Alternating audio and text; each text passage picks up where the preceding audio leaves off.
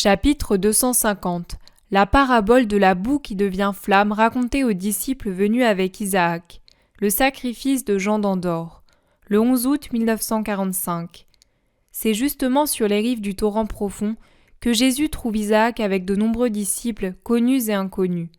Parmi ceux qui sont connus, il y a le chef de la synagogue de la Belle-Eau, Timon, Joseph d'Emmaüs qu'on avait accusé d'inceste, le jeune homme qui avait renoncé à l'ensevelissement de son père pour suivre Jésus, Étienne, Abel, le lépreux purifié l'année précédente près de Chorazaïn avec son ami Samuel, il y a aussi Salomon, le passeur de Jéricho, et encore une foule d'autres personnes que je reconnais, mais dont je ne me rappelle vraiment pas l'endroit où je les ai vus, ni les noms. Visages connus, et désormais il y en a tant, tous connus comme visages de disciples. Et puis d'autres, conquis par Isaac ou par les disciples eux-mêmes, que je viens de nommer, qui suivent le groupe principal en espérant trouver Jésus. La rencontre est affectueuse, joviale et respectueuse. Isaac rayonne de joie de voir le Maître et de lui montrer son nouveau troupeau, et comme récompense, il demande une parole de Jésus pour la foule qui l'accompagne. « Connais-tu un endroit tranquille où l'on puisse se réunir ?» À l'extrémité du golfe, il y a une plage déserte où se trouvent des cabanes de pêcheurs, vides à cette saison parce que malsaines, et aussi parce que la saison de la pêche des poissons pour la salaison est terminée, si bien qu'ils vont en Syrophénicie pêcher la pourpre. Beaucoup d'entre eux croient déjà en toi pour t'avoir entendu parler dans les villes du bord de mer, ou pour avoir trouvé les disciples, et ils m'ont cédé leur cabane pour nous y reposer. Nous y revenons après une mission.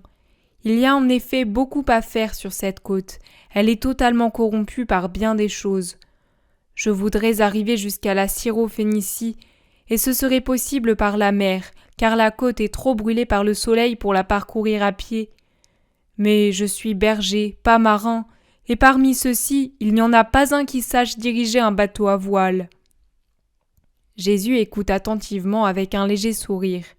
Il est un peu penché, lui qui est si grand, devant le petit berger qui, comme un soldat, rapporte tout à son général. Il répond « Dieu t'aide en raison de ton humilité. Si je suis connu ici, mon disciple, c'est par toi, pas par les autres. Maintenant nous allons demander aux habitants des bords du lac s'ils se sentent capables de faire voile sur la mer, et nous nous rendrons, si nous le pouvons, en Syrophénicie. » Il se retourne pour chercher Pierre, André, Jacques et Jean, qui sont en conversation animée avec quelques disciples, tandis que Judas est en arrière, occupé à faire des compliments à Étienne. Simon le Zélote, Barthélemy et Philippe sont à côté des femmes. Les 4 autres sont à côté de Jésus. Les 4 pêcheurs viennent aussitôt. « Est-ce que vous vous sentez à même d'aller en barque sur la mer ?» demande Jésus. Les 4 hommes se regardent, perplexes. Pierre, tout en réfléchissant, se passe la main dans les cheveux puis il demande « Mais où ? Au grand large ?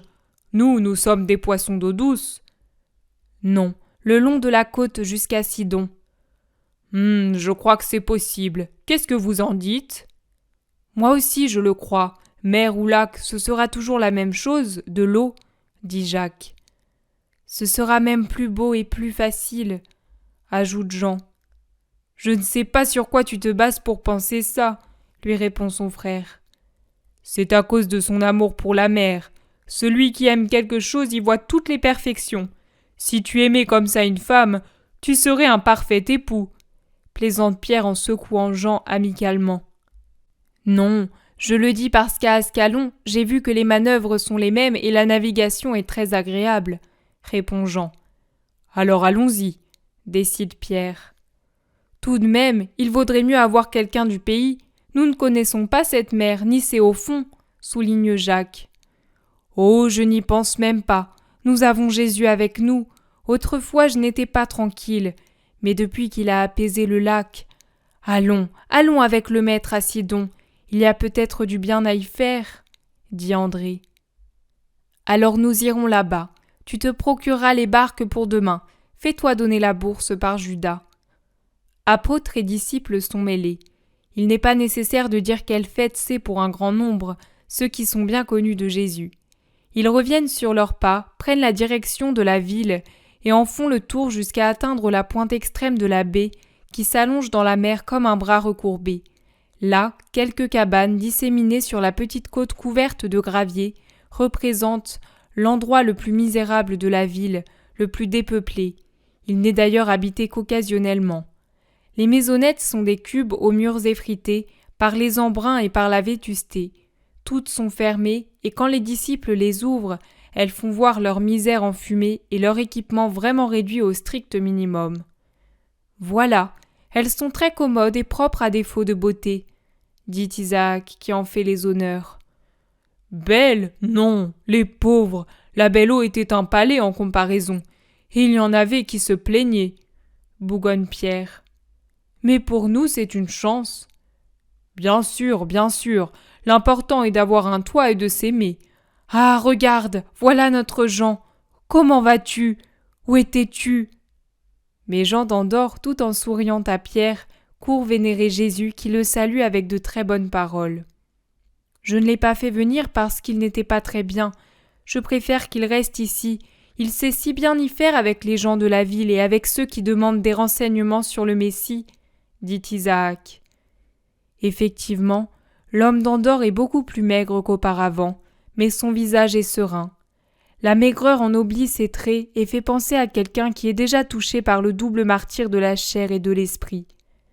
Jésus l'examine et lui demande « Es-tu malade, Jean ?»« Pas plus qu'avant de te voir, cela vaut pour la chair, mais pour ce qui est de l'âme, si je me juge bien, je suis en train de me guérir de mes blessures personnelles. » Jésus regarde encore ses yeux apaisés et son front creusé aux tempes et n'ajoute rien.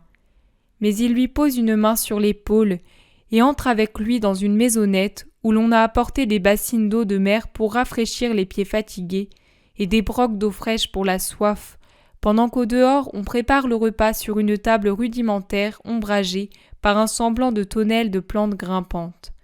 C'est un beau spectacle, pendant que la nuit tombe et que la mer murmure les prières du soir par le bruit léger du ressac sur la petite plage caillouteuse, de voir le dîner de Jésus avec les femmes et les apôtres assis à une table grossière, alors que les autres, assis par terre ou sur des sièges, ou encore sur des paniers renversés, font cercle autour de la table principale. Le repas est vite terminé, et la table encore plus vite desservie, car il y avait peu de vaisselle, et seulement pour les hôtes les plus importants. La mer a pris une teinte noire indigo dans la nuit encore sans lune, et toute sa majesté se dévoile à cette heure empreinte d'une tristesse solennelle particulière au rivage marin. Grande silhouette blanche parmi des ombres de plus en plus obscures, Jésus se lève de table et s'avance au milieu de la petite foule des disciples, tandis que les femmes se retirent. Isaac et un autre allument de petits feux sur la grève pour éclairer et pour éloigner les nuées de moustiques qui viennent sans doute de marécages tout proches. Que la paix soit avec vous tous. La miséricorde de Dieu nous réunit en avance sur le temps fixé, en donnant à nos cœurs une joie réciproque. Je les ai tous scrutés, ces cœurs, vos cœurs moralement bons, comme le montre votre présence ici. Vous qui êtes en attente de moi, en formation auprès de moi, quoique encore imparfait spirituellement, comme le prouvent certaines de vos réactions. Elles manifestent comment le vieil homme d'Israël, avec ses idées et ses préjugés, persiste encore en vous.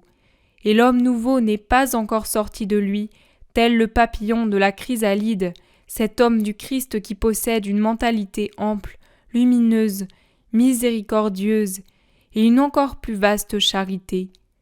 Mais ne soyez pas mortifiés si je vous ai scruté et si j'ai lu tous vos secrets. Un maître doit connaître ses élèves pour pouvoir corriger leurs défauts, et croyez-moi, s'il est un bon maître, il n'est pas dégoûté par ceux qui ont le plus de défauts, bien au contraire, il se penche sur eux pour les rendre meilleurs. Vous savez que je suis un bon maître. Maintenant, passons ensemble en revue ces réactions et ces préjugés. Venons-en à considérer ensemble le motif pour lequel nous sommes ici, et en raison de la joie que cette réunion nous donne, sachons bénir le Seigneur qui d'un bien particulier tire toujours un bien collectif. J'ai entendu de votre bouche votre admiration pour Jean d'Andorre, admiration d'autant plus grande qu'il se reconnaît pécheur converti. C'est son ancienne manière d'être et la nouvelle qu'il prend comme base de prédication pour ceux qu'il veut amener à moi. C'est vrai, c'était un pécheur, c'est aujourd'hui un disciple. Beaucoup d'entre vous sont désormais venus au Messie grâce à lui. Vous voyez donc que c'est précisément par ces moyens que le vieil homme d'Israël mépriserait que Dieu crée le nouveau peuple de Dieu. Maintenant, je vous prie de vous abstenir de porter un jugement qui ne serait pas saint sur une sœur dont le vieil Israël ne comprend pas qu'elle soit mon disciple. J'ai enjoint aux femmes d'aller se reposer, mais ce n'était pas tant par désir de leur procurer du repos que pour avoir la possibilité de vous donner, à vous, une sainte appréciation d'une conversion et pour vous empêcher de commettre un péché contre l'amour et la justice. C'est la raison pour laquelle je leur ai donné cet ordre qui n'a pas manqué d'attrister les femmes disciples. Marie de Magdala, la grande pécheresse d'Israël, celle qui n'avait aucune excuse à son péché, est revenue au Seigneur. Et de qui attendra-t-elle fidélité et miséricorde, sinon de Dieu et des serviteurs de Dieu ? Israël tout entier, et avec lui les étrangers qui se trouvent parmi nous, ceux qui la connaissent bien et qui la jugent sévèrement maintenant qu'elle n'est plus leur complice de débauche, critiquent cette résurrection et la tournent en dérision. Résurrection, c'est le mot le plus exact. Ressusciter un corps n'est pas le plus grand des miracles, c'est un miracle toujours relatif puisqu'il est destiné à être un jour effacé par la mort. Je n'accorde pas l'immortalité à celui dont je ressuscite la chair, mais je donne l'éternité à celui dont l'âme est ressuscitée. Et alors qu'une personne morte dans sa chair n'unit pas sa volonté de ressusciter à la mienne, et par conséquent n'a en cela aucun mérite, celui dont l'âme ressuscite y engage sa volonté, elle est même la première à être présente. Son mérite pour sa résurrection n'est donc pas inexistant. Je ne vous dis pas cela pour me justifier, c'est à Dieu seul que je dois rendre compte de mes actes. Mais vous êtes mes disciples. Mes disciples doivent être d'autres Jésus. Il ne doit y avoir en eux aucune ignorance et aucune de ces fautes invétérées à cause desquelles beaucoup de gens ne sont unis à Dieu que de nom. Tout peut produire de bonnes actions, même ce qui paraît en être le moins capable. Quand une matière se présente à la volonté de Dieu, fût-elle la plus inerte, la plus froide, la plus dégoûtante, elle peut devenir mouvement, flamme, beauté pure. Je vous présente une comparaison tirée du livre des Maccabées. Quand Néhémie fut renvoyé par le roi de Perse à Jérusalem, on voulut offrir des sacrifices sur l'autel purifié du temple reconstruit. Néhémie se rappela comment, au moment où ils allaient être faits prisonniers par les Perses, les prêtres préposés au culte de Dieu prirent le feu de l'autel et le cachèrent dans un endroit secret, au fond d'une vallée, dans un puits profond et sec, et le firent si bien et si secrètement que seul savait où était le feu sacré. Néhémie s'en souvenait. C'est pourquoi il envoya les descendants de ses prêtres au lieu où l'on avait porté le feu y prendre le feu sacré, pour allumer le feu du sacrifice. En effet, les prêtres l'avaient dit à leurs fils, et ceux-ci à leurs fils, de sorte que le secret s'était transmis de père en fils. Mais une fois descendus dans le puits secret, les petits-fils n'y trouvèrent pas de feu, mais une eau épaisse, une vase putride, fétide, pesante, le résidu de tous les égouts encombrés de Jérusalem en ruine. Ils en firent part à Néhémie, mais celui-ci leur enjoignit de prendre de cette boue et de la lui apporter. Il fit placer le bois sur l'autel et sur le bois les sacrifices, puis il aspergea le tout abondamment, de façon que tout soit mouillé par l'eau vaseuse. Le peuple étonné et les prêtres scandalisés regardaient, et firent cela avec respect uniquement parce que c'était Néhémie qui l'ordonnait. Mais quelle tristesse dans les cœurs, quelle méfiance! Tout comme il y avait des nuages dans le ciel pour rendre le jour maussade, il y avait du doute dans les cœurs pour rendre les hommes mélancoliques. Mais le soleil dispersa les nuages et ses rayons descendirent sur l'autel. Le bois arrosé d'eau fangeuse s'alluma et produisit un grand feu, qui consuma tout d'un coup le sacrifice pendant que les prêtres récitaient les prières composées par Néhémie et les plus belles hymnes d'Israël, jusqu'à ce que tout le sacrifice soit brûlé.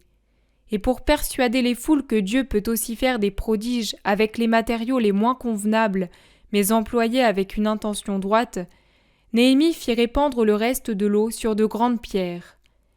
Les pierres arrosées s'enflammèrent et se consumèrent dans la grande lumière qui venait de l'autel. Toute âme est un feu sacré placé par Dieu sur l'autel du cœur pour servir à consumer le sacrifice de la vie par amour pour son Créateur. Toute vie est un holocauste si on la dépense bien, toute journée est un sacrifice qu'il faut consumer par la sainteté. Mais viennent les pillards, ceux qui accablent l'homme et l'âme de l'homme. Le feu s'enfonce dans le puits profond. Ce n'est pas par quelque sainte nécessité, mais par sottise néfaste. Et là, submergé par les égouts de tous les cloaques des vices, il devient une boue putride et lourde, jusqu'à ce qu'un prêtre descende dans ses profondeurs et ramène cette boue à la lumière du soleil en la plaçant sur l'holocauste de son propre sacrifice. Car sachez-le, l'héroïsme de celui qui doit être converti ne suffit pas. Il en faut aussi chez celui qui convertit. C'est même ce dernier qui doit précéder l'autre, car les âmes ne se sauvent que grâce à notre sacrifice. Car c'est ainsi qu'on arrive à obtenir que la boue se change en flamme et que Dieu juge parfait et agréable à sa sainteté le sacrifice qui se consume. Or, il ne suffit pas, pour persuader le monde, qu'une fange qui s'est repentie soit encore plus ardente qu'un feu ordinaire, même si c'est un feu consacré. Ce feu ordinaire ne servant qu'à brûler le bois et les victimes, matières qui conviennent à la combustion. Mais voilà que cette fange repentie devient puissante au point d'allumer et de brûler même les pierres, qui sont incombustibles. Et vous ne vous demandez pas de qui cette fange tient cette propriété ? Vous ne le savez pas ? Moi, je vous le dis. C'est que dans l'ardeur du repentir, elles se font avec Dieu, flamme avec flamme, flamme qui monte, flamme qui descend, flamme qui s'offre par amour, flamme qui se donne par amour. Étreinte de deux êtres qui s'aiment, se retrouvent, s'unissent en ne faisant qu'un. Or, comme la flamme la plus grande est celle de Dieu, elle déborde, surabonde, pénètre, absorbe, et la flamme de la fange repentie n'est plus la flamme relative d'une chose créée, mais la flamme infinie de l'incréé, du Très-Haut, du Très-Puissant, de l'infini, de Dieu. Tels sont les grands pécheurs vraiment convertis, totalement convertis, qui se sont généreusement livrés à la conversion sans rien retenir du passé, brûlant d'abord la partie la plus pesante d'eux-mêmes, par la flamme qui s'élève de leur fange, qui sont allés à la rencontre de la grâce et ont été touchés par elle. En vérité, je vous dis qu'en Israël, beaucoup de pierres seront pénétrées par le feu de Dieu pour ces fournaises ardentes qui brûleront toujours plus jusqu'à consumer la nature humaine et qui continueront de brûler les pierres, les tiédeurs, les incertitudes, les timidités de la terre, du haut de leur trône au ciel, en vrai miroir ardent, surnaturel, qui rassemble les lumières une et trine pour les faire converger sur l'humanité et l'enflammer de Dieu. Je vous répète que je n'avais pas besoin de justifier mes actes, mais j'ai voulu vous faire entrer dans ma pensée afin qu'elle devienne vôtre pour aujourd'hui et pour d'autres cas semblables à l'avenir quand je ne serai pas avec vous. Qu'une pensée dévoyée, une suspicion pharisaïque de contaminer Dieu en lui adressant un pécheur repenti ne vous retienne jamais d'accomplir cette œuvre qui est le plus parfait couronnement de la mission à laquelle je vous destine. Gardez toujours à l'esprit que je ne suis pas venu sauver les saints, mais les pécheurs, et imitez-moi, car le disciple n'est pas au-dessus de son maître. Or moi, je ne répugne pas à prendre par la main les rebuts de la terre qui éprouvent le besoin du ciel, qui l'éprouvent enfin, pour les amener à Dieu avec une grande joie, car c'est là ma mission, et toute conquête est une justification de mon incarnation qui mortifie l'infini. Par conséquent, n'ayez pas de répugnance à en faire autant, vous aussi, ô hommes bornés qui avez tous, plus ou moins, connu l'imperfection, puisque vous êtes faits de la même nature que vos frères pécheurs, hommes que je choisis comme sauveurs, pour que mon œuvre soit continuée dans les siècles des siècles de la terre, comme si je continuais à y vivre dans une existence séculaire. Et il en sera ainsi, car l'union de mes prêtres sera comme la partie vitale du grand corps de mon Église, dont je serai l'esprit animateur. Autour de cette partie vitale se regrouperont toutes les infinies particules des croyants pour former un corps unique qui tirera son nom de mon nom. Mais si la vitalité manquait dans le groupe sacerdotal, est-ce que ces particules en nombre infini pourraient avoir la vie ? En vérité, grâce à ma présence dans ce corps, je pourrais transmettre ma vie jusque dans les particules les plus éloignées, en laissant de côté les citernes et les canalisations obstruées et inutiles qui se refusent à leur service. En effet, la pluie descend là où elle veut et les particules bonnes, capables par elles-mêmes de vouloir la vie, partageraient également ma vie. Mais que serait alors le christianisme ? Une proximité d'âmes voisines et pourtant séparées par des canalisations et des citernes qui ne seraient plus un lien qui unit en distribuant à chaque particule le sang vital venu d'un centre unique. Mais il y aurait des murs et des fossés de séparation à travers lesquels les particules se regarderaient avec une hostilité bien humaine, dans une surnaturelle affliction, en se disant dans leur esprit « Et pourtant nous étions sœurs, et nous nous sentons encore telles malgré notre division. » Une proximité, non pas une fusion, pas un organisme. Et c'est avec douleur que mon amour resplendirait sur cette ruine. Allons plus loin. Ne pensez pas que cela s'applique seulement au schisme religieux. Non, cela s'applique aussi à toutes les âmes qui restent seules parce que les prêtres refusent de les soutenir, de s'en occuper, de les aimer, en contrevenant à leur mission, qui est de dire et de faire ce que je dis et ce que je fais, à savoir « Venez à moi, tous, et moi je vous conduirai à Dieu. » Allez en paix maintenant, et que Dieu soit avec vous. Les gens se séparent lentement, chacun gagnant la cabane qui doit l'abriter. Jean d'Andorre se lève aussi. Il n'a pas cessé de prendre des notes pendant que Jésus parlait, se faisant rôtir par le feu pour avoir la possibilité de voir ce qu'il écrivait.